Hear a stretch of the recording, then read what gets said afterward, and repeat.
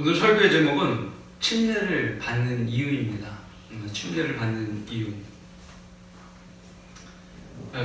가족들은 저녁을 먹고 잠자리에 들려고 했는데 느닷없이 북한 공비들이 쳐들어와 어머니 이마에 기관단총을 들이대면서 밥을 지어달라고 협박을 하자 쌀이 없다고 답해 이에 강냉이나 삶아 오라고 공비 2명이 이야기했습니다.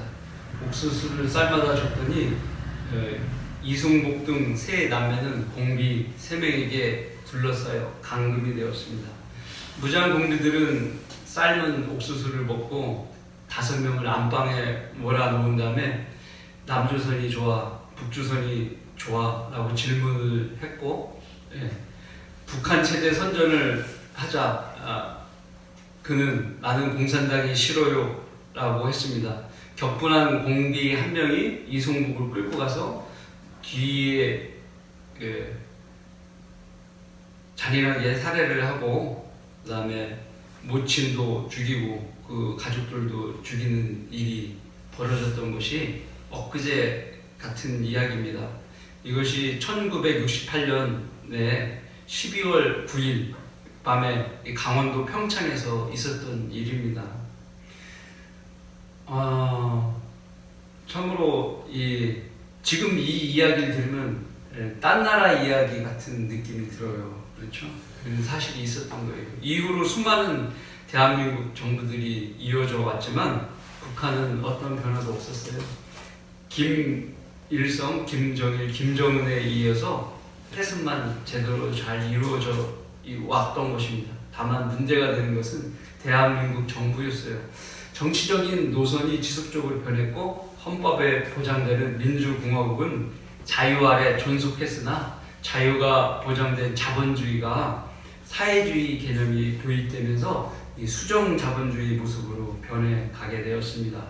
거기에다 동서지역 간의 이념 갈등이 심화됐고 이 두 세력은 북한을 정치적으로 이용하는 단계를 거쳤던 겁니다.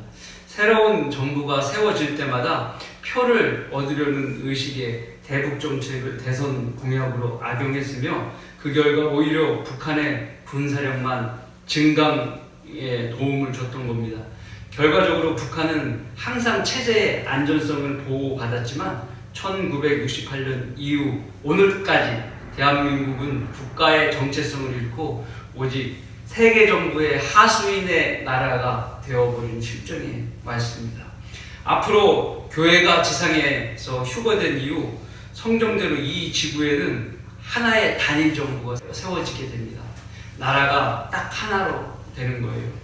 그 나라의 특징은 인종이 혼합된 사회, 백인, 흑인이, 황인이 함께 이렇게 사는 형태로 되고 영어를 공통 언어로 사용하는 사회가 되며 종교가 하나로 됩니다. 종교가 단일 종교로 됩니다. 처음에는 여러 명이 함께 정치하는 과두 정치라고 합니다. 과두 정치의 형태를 띈 공산주의 독재 체제가 이제 생길 겁니다.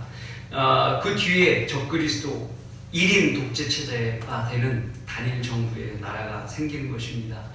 즉 우리나라도 세계 정부의 통치를 받는 속국의 형태로 전락이 되는 겁니다. 나라의 개념이 사라져 버리는 겁니다. 자, 이것이 하나님의 말씀대로 다가올 미래인 것입니다. 우리 성경은 창세기 3장에서부터 요한계시록 20장까지 하나님의 진영과 마귀의 진영 간에 끊임없는 영적 전쟁이 이 땅에 이어질 것으로 기록되어 있습니다. 예수 그리스도께서 이 땅에 오신 후 그리스도인들을 영적 군사로 사용하고 계시며 마귀는 자신의 종들을 사용하여 하나님의 나라를 전파하는 것을 방해하고 있습니다. 특히 마귀는 로마 카톨릭과 배교한 기독교의 무리들 그리고 이슬람교 또 불교 등의 이방 종교들과 공산주의 국가들을 자기 종들로 삼고 있습니다. 그러나 이제 모든 나라는 그의 종들이 되어 가고 있습니다. 다가올 적그리스도의 종들을 마귀의 종들을 이야기하는 것입니다. 이러한 영적 구도는 간단히 예수 그리스도의 복음을 전하느냐 아니면은 막느냐를 통해서 분명히 드러나게 됩니다. 자, 오늘 주제인 침례는 하나님의 진영의 일이라는 것입니다. 예, 하나님의 진영에 있는 일인 거예요. 침례는 상징적인 거예요. 물론 형식적으로 침례를 흉내내는 무리도 있습니다. 그러나 침례가 하나님께서 왜 선한 양심의 응답인지 그 이유를 알아보면 이런 두 진영의 영적 구도가 잘 이해될 수 있을 것입니다. 침례는 왜 선한 양심의 응답입니까? 첫 번째로 침례는 성경적으로 입증된 의식이기 때문입니다. 성경에 나와 있는 의식이라는 겁니다. 네. 그리고 나서 그가 마차를 세우라고 명한 다음 빌립과 내시가 둘 다 물로 내려가서 빌립이 그에게 침례를 주니라. 그들이 물속에서 올라오자 주의 영이 빌립을 데려가시니 그 내시가 그를 다시 보지 못하더라. 그러나 그는 기뻐하며 자기 길을 가더라. 사도행전 8장 38, 39절의 말씀입니다. 자, 이 성경 구절은 첫 이방인이 구원받는 장면이에요. 이방인이란 유대인이, 이스라엘 사람, 유대인이 아닌 사람을 말합니다. 하나님의 민족이 아닌 사람을 뜻합니다. 네. 하나님의 민족은 유대인이고 하나님의 민족이 아닌 사람은 이방이라는 것이에요. 이러한 하나님의 입장은 현재도 변함이 없으십니다. 우리 좀 전에 읽은 38절에 둘 다 물로 내려가서라는 표현이 있죠? 이 말씀은 두 사람이 빌립과 내시가 물로 내려갈 수 있는 물의 넓이가 되는 많은 물이라는 것을 뜻하는 것입니다. 39절에 그들이 물속에서 올라오자는 말씀이 있어요. 이 말씀은 물속이라는 표현을 보면 물 속에 무릎 이상의 물이 있다는 거예요.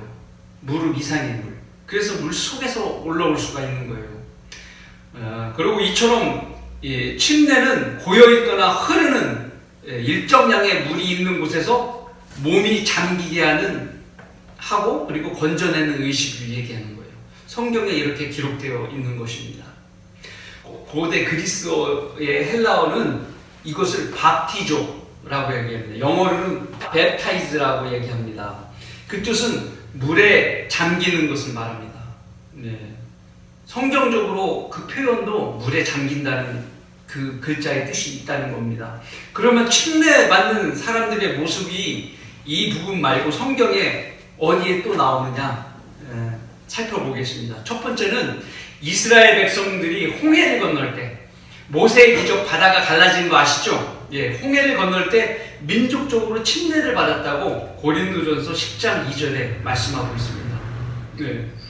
어떻게 그러냐 말씀을 보면 그러나 이스라엘 자손들은 바다 가운데서 마른 땅 위로 걸어갔으며 물이 오른쪽과 왼쪽에서 그들에게 벽이 되었더라. 바다가 갈라졌는데 이 벽이 생겼다는 거예요. 이렇게 벽처럼 물이 벽이 생기고 그 가운데가 땅이 말라서 건너가게 되었다는 것을 이야기를 하는 겁니다. 홍해에 수 킬로미터 이상의 바다가 갈라져서 벽을 이루었는데 깊은 곳은 수십 미터의 물벽이 생긴 겁니다. 네. 우리 건물 5층, 6층, 7층 건물 높이의 물벽이 생긴 겁니다. 상상이 가시죠? 그 바닷길을 건너는 이스라엘 백성을 측면에서 갈라진 것을 측면에서 바라보면 마치 개미떼가 물속에 들어갔다 나온 것처럼 사람들이 나오는 거예요. 바라봤을 때 잠겼다 나오는 모습이 되는 것이죠. 네. 그래서 이스라엘 백성은 다시 죽었다가 부활한 것처럼 그렇게 보인 겁니다. 상대적으로 그들을 추격하던 이집트 병사들이 있었습니다. 이집트 병사들은 나중에 모세가 지팡이를 내리다 보니까 물이 다시 물벽이 무너져서 잠겨서 죽게 돼요. 그렇게 죽게 된 것입니다. 즉 고린도전서는 이스라엘 백성이 물속에 잠겼다 나왔기 때문에 침례라고 이렇게 말하고 있습니다. 네. 두 번째 성경의 증거는 뭐냐? AD 26년 많은 유대인들이 침례인 요한에게 요단강에서 침례를 받았습니다. 자기들의 죄를 자백하고 요단강에서 그에게 침례를 받더라. 마태복음 3장 6절의 말씀입니다. 이들은 모두 요단강에서 물을 튕겨서 또 강물을 떠서 그릇에서 담아서 머리에 찍어서 바르고 하는 이 세례를 준 것이 아니에요. 그렇게 하려면 집에서도 물 떠놓고 할 수 있는 거 아닙니까? 그렇죠? 각 사람의 몸을 강물에 푹 담갔다가 침례를 준 겁니다. 세 번째 성경에 어디에 나오냐? 예수 그리스도께서도 요한에게 그 요단강에서 침례를 받으셨어요. 우리 주님도 역시 마찬가지로 요단강에서 침례를 받으신 거예요. 예수께서 침례를 받으시고 그 물속에서 올라오시니 보라, 하늘들이 그분께 열렸고 그가 하나님의 영이 비둘기같이 그분 위에 임하심을 보더라. 마태복음 3장 16절의 말씀입니다. 여기서 물속에서 올라오시니라고 표현이 나옵니다. 물속에 들어갔다 나와야 되는 거예요. 침례는. 세례는 없는 거예요. 주님 또한 강물 물속에서 그렇게 올라오셨습니다. 네 번째는 제자들도 요단강에서 침례를 받았기 때문에 다른 사람에게 침례를 주게 되었습니다. 이런 일들 후에 예수와 제자들이 유대 땅으로 와 주께서 거기서 그들과 함께 머물면서 침례를 주시더라. 요한도 살림 근처 에논에서 침례를 주고 있었으니 이는 거기에 물이 많기 때문이다.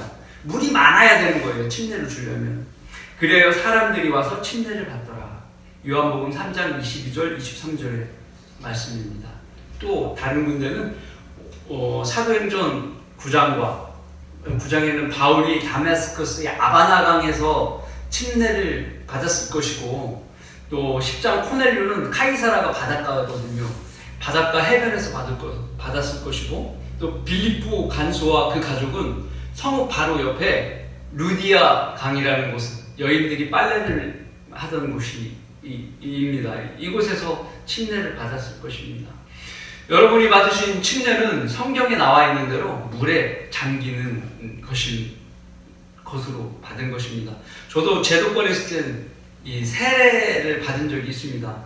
성경에 아무도 주지 않는 방법이었습니다. 그래서 저도 이렇게 가짜 성경을 떠들어 봐도 이게 세례는 성경에 나오지 않는데 이게 왜 이렇게 하는 건지 이유를 몰랐어요. 그 근거를 찾을 수 없었던 겁니다. 그냥 남들 하는 대로 하면 되는가 보다고 생각한 거죠. 개념이 없었던 거죠.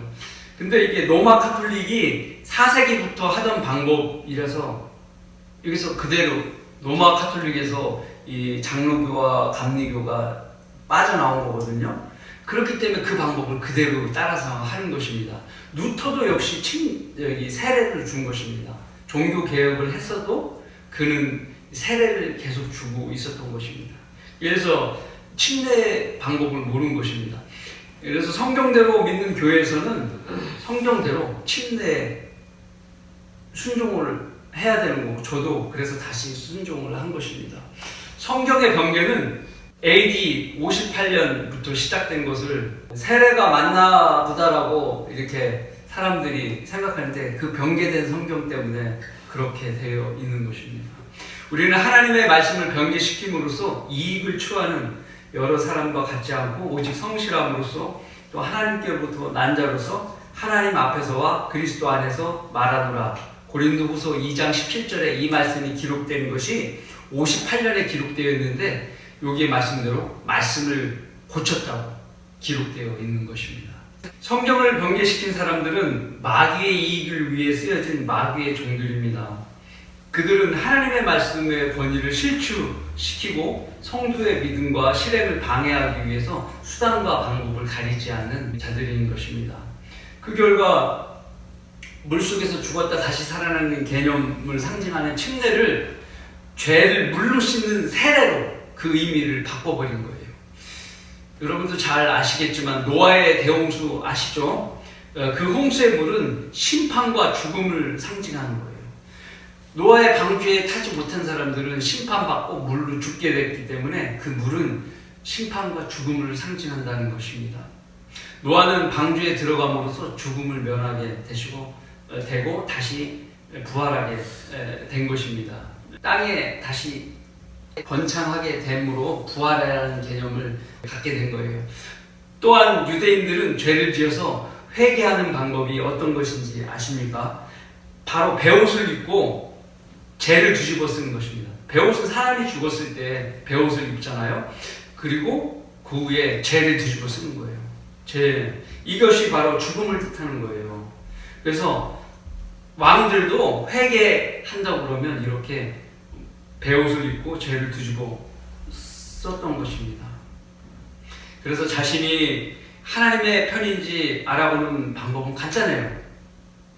먼저 내가 침례로 된 성경을 가지고 있느냐, 가지고 있지 않느냐에 따라서 하나님의 편인지 아닌지 알 수 있는 거예요. 여러분은 바른 성경을 갖고 있기 때문에 하나님의 편이라는 증거를 갖고 있는 겁니다. 두 번째, 내가 하나님께서 정하신 침례를 받았느냐, 아니면 세례를 받았느냐에 따라서 하나님의 편인지 아닌지 구분이 가는 겁니다. 세 번째, 주님과 함께 죽었다 부활하신 것을 믿고 침례를 받았느냐, 아니면 물로 씻어서 죄를 용서받았느냐, 이거에서 하나님의 편인가 사탄의 편인가 구분이 되는 겁니다. 그럼 확고히 자신이 하나님의 진영인지 마귀의 진영인지 알 수 있는 것입니다. 이거 매우 중요한 문제예요. 복음을 전하지 않는 교회들의 특징이 바로 세례로 된 쓰여진 성경을 가지고 있는 마귀의 진영이기 때문인 것입니다. 성경의 역사를 통해서 참된 하나님의 사람들은 세례가 잘못된 것을 알고 있기 때문에 침례를 하나님께 선한 양심의 응답으로 여기는 것입니다. 침례는 왜 선한 양심의 응답입니까? 두 번째, 침례는 박해의 역사 속에서 목숨을 걸고 지켜왔기 때문에 그렇습니다. 그러나 예수께서 말씀하시길 너희는 너희가 구하는 것을 모르는도다. 내가 마시는 그 잔을 너희가 마실 수 있으며 또 내가 받는 그 침례를 너희가 받을 수 있느냐고 하시더라. 마가복음 10장 38절의 말씀입니다. 교단교회 사람들은 예수님을 믿으면 모두가 복받고 부유하게 산다고 생각을 합니다. 그러나 현실은 그렇지 못합니다. 성경의 예를 봅시다. 이 세상은 공중권세 마귀가 잡고 있어요. 에베소서 2장에 하나님 말씀에 기록되어 있습니다. 그래서 초림 때 예수께서 광야에서 시험 맞으실 때도 마귀가 예수님께 다가와서 이렇게 말을 합니다. 다시 마귀는 주를 아주 높은 산으로 데리고 올라가서 세상의 모든 나라들과 그들의 영광을 주께 보여주며, 예수님을 데리고 마귀가 높은 산에 올라가서 세상의 영광을 보여준 거예요. 그리고 마귀가 예수님에게 말하기를 네가 내게 엎드려 경배하면, 예수님께 얘기해서 예수님이 마귀한테 경배를 하라고 이렇게 시킨 거예요. 하면서 내가 이 모든 것을 너에게 주리라고 하더라. 마태복음 4장 8절 9절의 말씀입니다.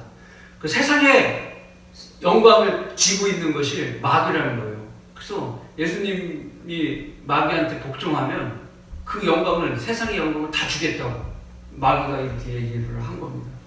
그래서 이 모든 세상의 통치 권한은 마귀가 갖고 있는 거예요, 현재는. 아셨죠? 그래서 우리 성경대로 믿는 사람들이 숫자가 적은 이유가 그거예요. 하나님의 일을 하고 있기 때문에 세상의 모든 나라들과 그것들의 영광을 가진 마귀가 자신에게 경배하면 모든 것을 다 주겠다고 말을 하는 것입니다. 그 세상의 영광은 마귀가 가지고 있어서 자기에게 반대하면 어떻게 되겠어요? 잘 못되게 방해하는 겁니다. 그러므로 성도는 기도로서 주님께서 지켜주시고 도움 주시라고 기도하는 겁니다. 마귀를 대적하고 이길 수 있는 길은 오직 하나님께 다가가는 길뿐이 없습니다. 그렇지 못하면 당하는 거예요. 그러나 우리는 구원받은 우리는 예수 그리스도의 몸에 있기 때문에 특별한 보호를 받고 있다는 사실을 잊지 말아야 되는 것입니다. 우리가 하는 일을 방해를 하지만 우리는 어떻게 할 수가 없는 거예요.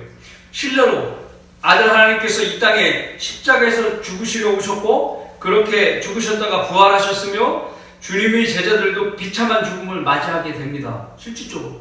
또한 중세시대 때 성령대로 믿는 그리스도인들도 비참한 죽음을 맞이합니다. 바울도 사역의 일들로 온갖 고난을 당하고 결국 감옥에서 참수를 당합니다. 네, 이것이 사실입니다. 하나님의 사역자들은 마귀의 공격을 당하는 것입니다. 2000년 교회사의 역사는 마귀의 종들로 인하여 성경대로 믿는 성도들의 수많은 핍박과 환난과 궁핍과 고문과 학살의 역사들이 이어졌습니다. 필라델피아 시대의 저희하고는 모두가 박해의 연속이었습니다. 초기 교회 시대의 순교자 한 명 이그나티우스라는 분이 있어요. 이분은 원형 경기장에서 이제 사자의 밥으로 내몰렸는데 그는 당당하게 외쳤습니다. 나오라! 이리 나오라! 라고 사자를 향해 외치고 빨리 자기 머리를 그 목에다 집어 넣기를 원했던 것입니다. 이렇게 당당했습니다. 폴리캅도 역시 화형을 여러 차례 시행하려고 했는데 그 피가 나와서 그 불을 끄게 되므로 결국 칼로 찔러서 죽이게 됩니다. 이렇게 박해를 받았던 겁니다. 로마 황제들은 성경대로 믿는 성도들을 잔인하게 학살했고 한편 성경 경계자들은 어떻게 했느냐, 아프리카에서 알렉산드리아라는 대학을 만들어서 본격적으로 이 우리의 성경 원문을 고치게 변개시키는 일을 하게 된 것입니다. 이때 오리겐이라는 사람이 성경에 없는 바나바서신이라든지 주깃이나 토핏이라는 외경들을 성경이라고 받아들이고 침례를 받으면 거듭난다는 이단 사상을 이때 퍼뜨리게 되는 것입니다. 그 후 로마 황제 콘스탄티누스라는 사람이 있었어요. 이 사람은 가짜 기독교를 만들어서 로마가 기독교의 그 공인을 해서 기독교를 기본 종교로 채택하겠다 이렇게 선포를 한 거예요. 근데 그것이 기독교가 아니라 가짜 기독교, 카톨릭이 생기게 된 계기가 된 것입니다. 그래서 많은 성경대로 믿는 사람들이 1200년 동안 로마 카톨릭에 의해서 박해와 고문과 학살을 당하게 된 겁니다. 가짜 기독교에 의해서 우리 성경대로 믿는 사람들이 박해와 고문과 학살을 받게 되었다는 것입니다.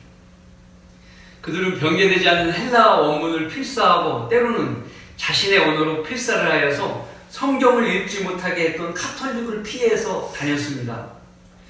몰래 주머니 속에 간직하고 다니고 자주 읽다 보니까 막 찢어지고 헤어지고 막 그랬던 것입니다. 그래서 바른 성경과 침례와 성경적 복음을 전하는 성경대로 믿는 그리스도인은 로마 카톨릭의 제거의 대상이 되었어요.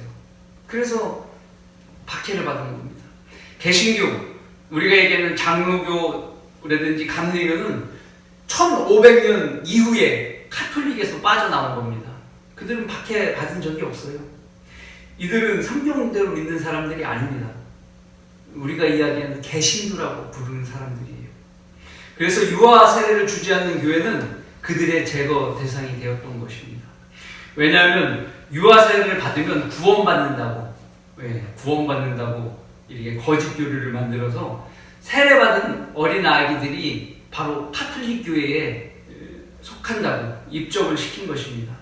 성경대로 믿는 사람들은 이것을 반대했죠. 그랬으니까 더 미움을 사서 박해를 받았던 것입니다. 성경대로 믿는 사람은 이들을 구원하기 위해서 필라델피아 시대 때는 어떻게 했냐면 이들이 유아세를 받아서 나 구원받았어 이렇게 착각을 일으키니까 그들에게 복음을 전해서 다시 침례를 주었던 것입니다. 구원받게 하고 나서 다시 침례를 주니까 카톨릭에서는 우리를 제 침례교들 이렇게 얘기한 것입니다. 다시 침례를 주네? 이렇게 해서 제 침례 교도라고 이름이 불려졌던 것입니다. 이것이 변화돼서 우리가 침례교가 된 것입니다. 제자가 빠져서. 그렇게 해서 우리가 침례교라는 이름이 생기게 된 것입니다.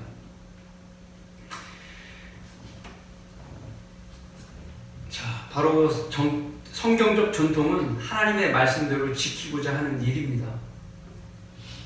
이 침례를 지키고자 했던 것입니다.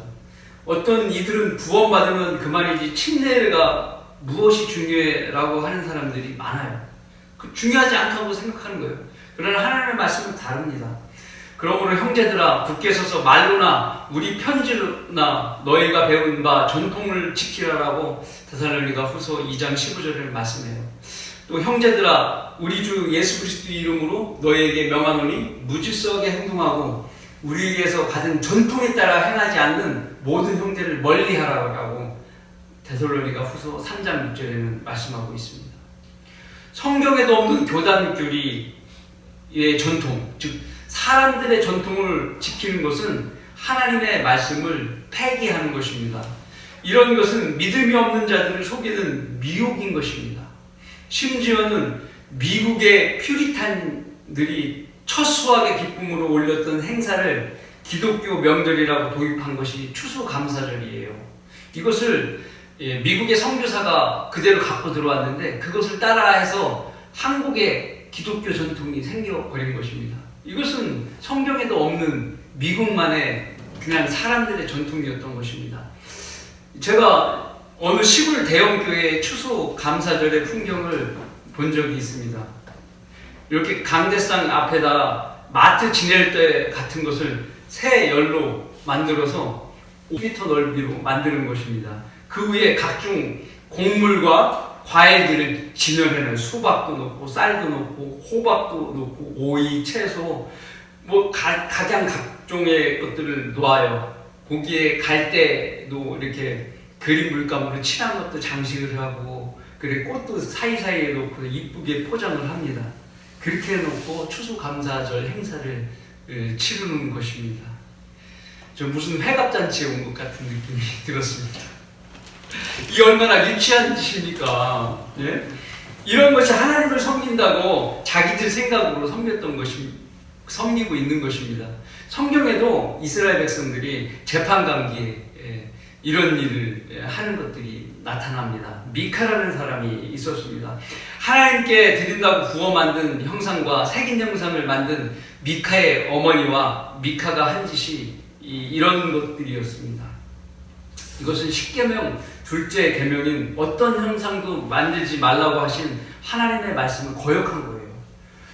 어떤 형상을 만들면 안 돼요. 조각해도 안 돼요. 이것이 하나님께서 금지시킨 것입니다. 십계명의 두 번째 아주 중요한 항목입니다.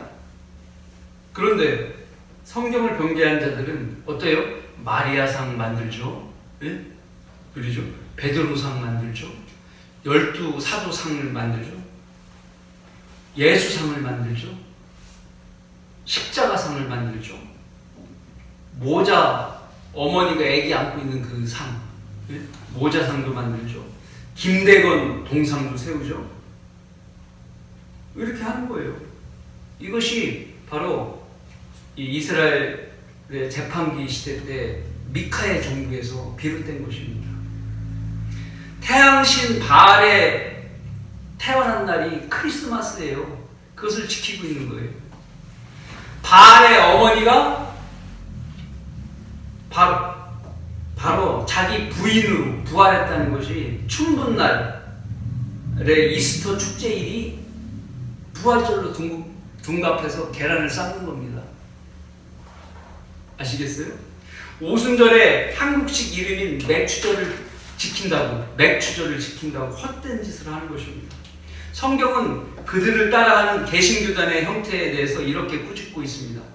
이제는 너희가 하나님을 알았고 오히려 하나님께 알려졌는데 어찌하여 너희는 약하고 천한 초등학문으로 다시 돌아가 거기서 다시 종노릇하기를 원하느냐?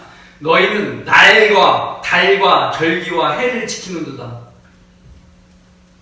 이렇게 지키지 말라는 거예요. 개신교들은 이렇게 날과 오순절, 무슨 절, 날과 해 이런 걸 지키는 거예요. 나는 내가 너희를 위하여 수고한 것이 헛될까 두려워하노라.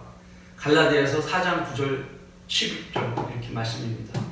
이런 걸 지키는 것은 내가 너에게 가리킨 대로 한 것 헛된 참된 짓을 한 거 아니냐라고 이렇게 말을 하고 있는 것입니다. 거듭나지 않는 사람들은 마귀의 종들이 거짓을 행해도 아무 꺼리낌 없이 따라하는 것입니다. 다만 그들 중에 이제 한두 명은 이제 구원받은 양이 되어서 있지만 대부분은 다 구원받지 못하고 마귀의 종노릇을 하는 것입니다. 우리가 지키는 침례는 성경대로 믿는 그리스도인이 피로써 지켜온 하나님을 향한 선한 양심의 응답인 것입니다.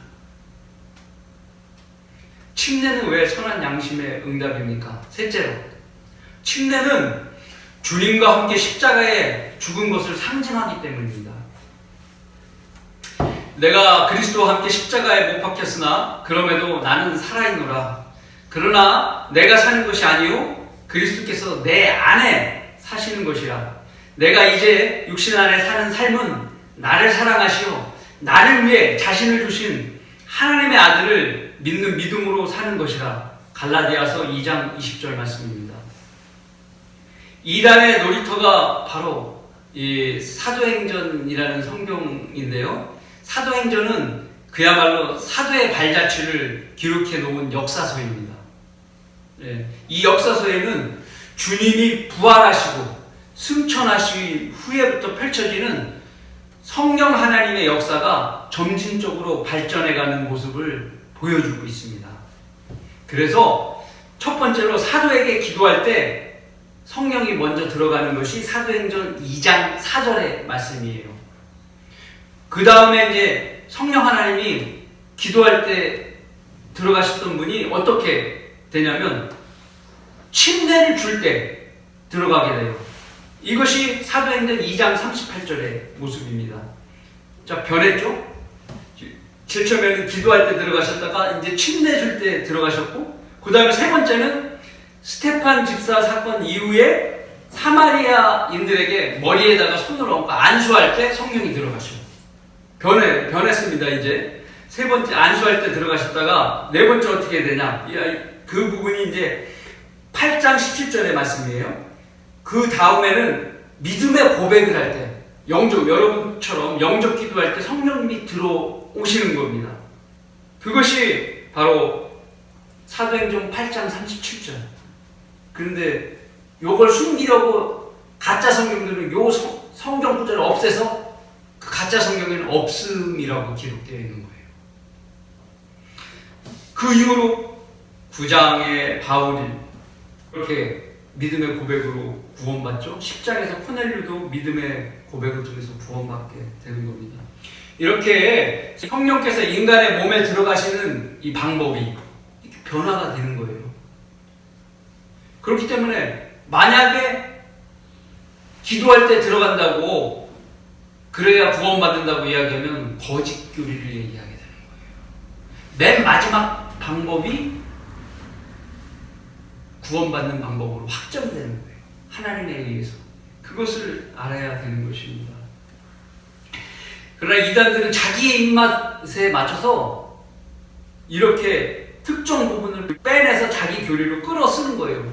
예를 들어서 사도행전 아까 말씀드린 대로 2장 1절에서부터 8절에 사용하는 그 기도할 때 성령님이 들어오시는 것을 어느 교회에서 쓰냐면 순복음에서 쓰는 거예요. 은사주의자들이. 순복음 교회들, 지금 하나님의 성회라고 이름이 되어 있죠. 이런 교회들이 여기에 속하는 거예요. 이것을 또 부흥을 일으키니까 좋게 봐서 장로 교단에서 따라하고 있습니다. 그래서 방언을 하면, 기도하다 방언이 터지면 성령이 들어왔다라고, 자기 구원받았다고 이렇게 거짓 교리를 퍼뜨리고 있는 것입니다. 어느 대형 교회 장로 교단의 목사의 구원 간증입니다. 잘 들어보세요. 사역 초기에 나는 밤늦게까지 교회에서 일을 하다가 사택에 가는 길에 갑자기 불을 보았다. 그런데 그 불이 내 몸에 들어오는 것이었다. 그 순간 내 몸이 성령의 불로 뜨거워졌다. 감당할 수 없었다. 이것은 불침례였다. 나는 그때 구원을 받은 것이다 라고 이렇게 간증을 한 것입니다. 말도 안 되죠. 성경이 변개되지 않았다면 그것이 마귀가 들어간 것이라고 알았을 텐데 안타까운 겁니다. 대형교회 목사가 그렇습니다. 그 김 목사가 데리고 있는 성도들이 만 몇천 명이에요. 그들이 어찌 구원을 받았다고 보장을 할 수 있겠습니까? 목사라는 자가 그 지경인데 그 밑에 있는 성도들이 구원받은 사람이 몇 명이겠어요? 기독교의 이런 목사들이 한둘이 아닙니다. 참으로 거짓 목사와 함께 지옥의 불구덩이로 들어가는 분들이 안타까울 따름인 것입니다. 내버려두라. 그들은 소경이 되어 소경을 인도하는 자들이라. 소경이 소경을 인도하면 둘 다 구덩이에 빠지리라고 하시더라. 마태복음 15장 14절의 말씀입니다. 또한 동물 소리를 내는 것이 방언이라고 착각하는 불쌍한 사람들이 있습니다. 그들은 방언을 하는 훈련까지 해요. 어떻게 하면 방언을 잘하지? 하면서 막 할렐루야 할렐루야 할렐루야 여러 번 하면 혀가 갑자기 꼬이다가 이상한 말을 하게 돼요. 자기도 모르게. 그럼 방언이라고 이야기를 하는 것입니다. 그런 연습을 시킵니다. 또 그러나 성경에는 방언은 언어라고 이야기합니다. 사도행전 2장 3절을 그들이 변개를 시켰어요. 그리고 8절서부터 11절까지 이들이 잘 읽어도 변개된 성경에도 방언이 이름 있는 나라들의 실제 쓰는 언어라는 것을 알 수 있습니다. 이방인들이 성령 받는 최종 방법이 잘 나타난 사도행전 8장 30절을 전부 삭제했고 9장 5절과 6절은 각각 절반씩 이 변개된 성경에서는 삭제를 했기 때문에 정말 최종적으로 믿음으로 구원받는 방법을 이들은 가린 겁니다. 그래서 방언하면 구원받고 또 물속에 담갔다 빼면 구원받고 이런 거짓교리를 이야기하는 것입니다. 전 사도행전 2장 38절 좀 전에 얘기했던 물속에 담갔다 빼면 구원받는다는 걸 주장하는 사람들의 이야기입니다. 제사함을 받은 유대인에게 베드로가 침례를 주니 성령께서 들어온 부분과 변개된 성령의 제사함을 받기 위해 침례를 받으리라는 것을 짬뽕해서 그들은 교리를 만들었습니다. 이단 교리를 만든 거예요. 그래서 그 이단들은 침례를 주면 죄사함을 받고 성령을 받는다는 이단 교리를 펼치는 겁니다. 엊그저께 받으셨던 그 침례 받고 구원받은 게 아니에요. 그것은 구원 받으셨기 때문에 침례를 받은 겁니다. 대표적인 곳이 카톨릭이에요. 그렇게 침례를 받았어 구원 받은 거야 라고 얘기하는 것이 카톨릭이에요. 유아 세례가 대표적인 예죠. 또 한 군데가 그리스도 교회라는 곳입니다. 말은 멀쩡합니다. 그리스도 교회. 그런데 멀쩡한 교회가 아니에요. 침례 받으면 구원받는다고 이렇게 하는 거짓 교리를 떠드는 교회입니다.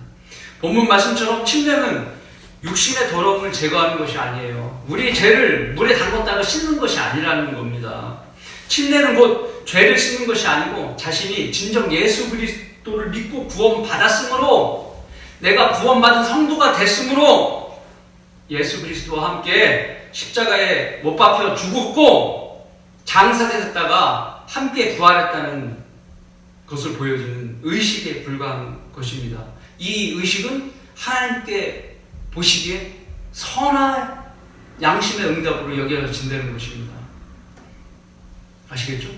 그래서 침례를 받는 성도는 자매는 예수 그리스도를 믿고 구원받은 간증이 있습니까? 라는 질문에 대답을 해야 합니다.